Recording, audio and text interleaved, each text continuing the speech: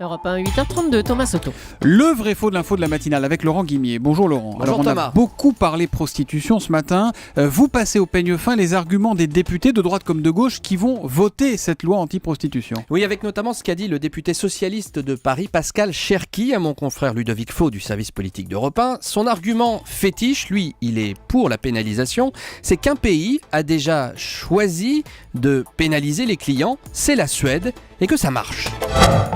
Dans les pays, le pays principalement où ça a été fait en Europe, la Suède, ce que disent les autorités suédoises, c'est que l'imposition abolitionniste, donc par voie de conséquence une forme de pénalisation du client, a fait reculer la prostitution, laquelle, celle qu'on veut combattre, celle des réseaux organisés.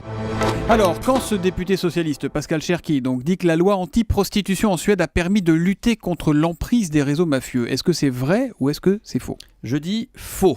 Vous le savez sans doute, la Suède, c'est un peu l'appartement témoin des anti-prostitutions. On cite ce pays en exemple parce qu'il a été le premier à faire voter, il y a 14 ans, une loi qui pénalise les clients. Alors, qu'est-ce qui s'est passé en Suède ? Oui, la prostitution de rue a diminué, évidemment parce que les clients ont peur de se faire pincer. Selon les statistiques officielles que j'ai pu consulter, il y a un peu plus de 300 interpellations par an, amende à la clé, pas de peine de prison, mais le bilan est clair, moins 50% de prostituées femmes et hommes dans les rues de Stockholm grâce à cette loi. Mais attendez, moins de prostituées femmes et hommes dans les rues, ça ne veut pas forcément dire moins de prostitution. Et c'est tout le problème. Il y a moins de prostituées dans la rue, mais pour le reste, et contrairement à ce qu'on entend ici et là, aucune donnée officielle fiable ne prouve que l'exemple suédois a fait baisser les chiffres de la prostitution. Les prostituées se sont déplacées sur Internet, petites annonces et les hôtels.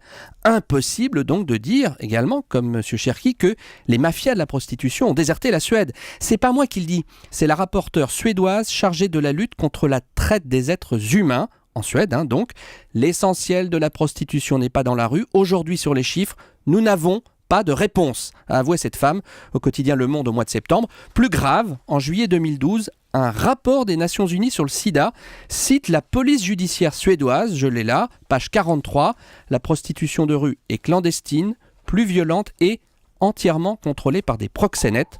En clair, ça s'appelle un effet pervers. Et la prostitution est moins visible, mais elle est toujours là. Elle est toujours Merci. là en Suède aussi. Laurent Guimier, le vrai faux de l'info, tous les matins, 8h30 sur Europe 1.